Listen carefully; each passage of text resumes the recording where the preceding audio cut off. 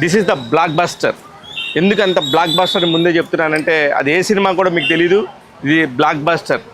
చాలా కాలం తర్వాత ఒక మంచి బ్యూటిఫుల్ రైటింగ్ విత్ అవేర్నెస్తో చేసిన రైటింగ్ లాగా అనిపించింది. ప్రతి ఒక్క సీన్కి ఇంకో సీన్కి కనెక్షన్ ఉంటూ అంత బ్యూటిఫుల్ రైటింగ్ అనేది చాలా చాలా కష్టం. అంత బ్యూటిఫుల్ రైటింగ్ చేశారు ఈ సినిమాకి సంబంధించిన దర్శకుడు కానీ లేకపోతే రైటర్ అయి ఉండొచ్చు. మిగతా టీం అంతా కూడా చాలా బాగున్నారు. ఆ సినిమా పేరే నారీ నారీ నడుమ మురారి. 90స్లో వచ్చిన బాలయ్య సినిమా ఎంత పెద్ద హిట్టో దానికి మించిన హిట్ ఈ సినిమా. ఎందుకు అంత మించిన హిట్ అంటున్నానంటే ఆ రోజుల్లో అది చాలా మంచి హిట్ అయితే ఈ రోజుల్లో ఇన్ని సినిమాల పోటీల కాంపిటీషన్లో కూడా శర్వానంద్ హీరోగా నటించిన ఈ సినిమా కూడా చాలా పెద్ద హిట్. సంయుక్త మీనన్, సాక్షి వైద్య చాలా బాగా కలిసిపోయి చేశారు. ఇకపోతే ఈ మెయిన్ క్యారెక్టర్స్ చుట్టూ దాదాపు ఒక 20 క్యారెక్టర్స్ ట్రావెల్ అవుతూ ఉంటాయి. ప్రతి ఒక్క క్యారెక్టర్ కూడా హిలేరియస్ అయినప్పటికీ కూడా సీనియర్ నరేష్ గారు ఇంకొక హీరో కంటే బాగా చేశారంటే మామూలుగా నిజంగా అది ఆయన వన్ ఆఫ్ ది హీరో అనమాట. సామాజిక వర్గమనంలో శ్రీ విష్ణుతో ఫాదర్గా ఎలా చేశారో దానికి మించి ఈ సినిమాలో అనిపించింది. శర్వానంద్ ఫాదర్గా అతను ఉన్నారు.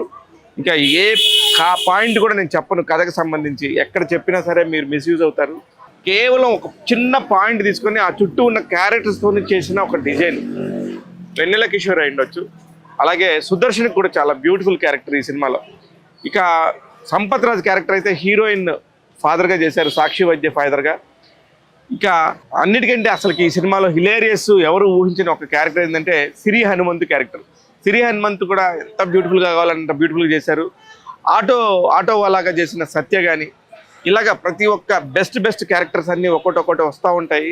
ప్రతిదానికి కూడా ఒక ఖచ్చితమైన డిజైన్ ఉంటుంది. ఫైనల్గా వెన్నెల కిషోర్ ఒక లాయర్ క్యారెక్టర్లో ఉంటారు. ప్రతి ఒక్కటి కూడా ఈ సీన్ వచ్చినప్పుడల్లా పట్టుకొని నవ్వాలా అన్నట్టుగా ఉంటుంది.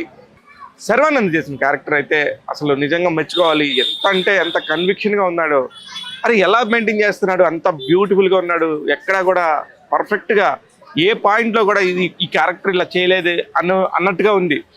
ఎంత అంటే ఆయన ఫిజిక్ పరంగా కానీ ఒక స్టూడెంట్ లాగా చేశాడు, ఒక స్టూడెంట్ పరంగా కానీ, తర్వాత లవర్ బాయ్ లాగా ఉన్నాడు, అలాగే ఒక సాఫ్ట్వేర్ ఎంప్లాయీలో ఆర్కిటెక్చర్ కంపెనీలో జాబ్ చేస్తున్నట్టున్నాడు. ఇలా ప్రతి ఒక్క వెర్షన్లో కూడా సూపర్గా మెయింటైన్ చేశాడు. ఈ సినిమాలో ఒక నీతి ఉంటుంది, అబద్ధం మాత్రం చెప్పకూడదు, నిజం చెప్తే ఎంత హాయిగా ఉంటుంది. ఒక అబద్ధాన్ని కవర్ చేయడానికి ఎన్ని రకాల ప్రాబ్లమ్స్ వస్తాయి అనేది చుట్టూ డిజైన్ చేసిన విధానం కానీ, అలాగే ప్రతి ఒక్క దాన్ని కూడా ఎంజాయ్ చేయొచ్చు. మీకు కొంచెం ఈ సినిమా చూసేటప్పుడైతే ఒక్క సెకండ్ కూడా కన్ను అటు ఇటు తిప్పొద్దు. ఖచ్చితంగా ఇది #1 ఫిలిం. ట్యాగ్ తెలుగు నారీ నారీ నడుము మురారి సినిమాకి ఇస్తున్న రేటింగ్ 3.75 out of 5. నేను మీ శివ మల్లాల.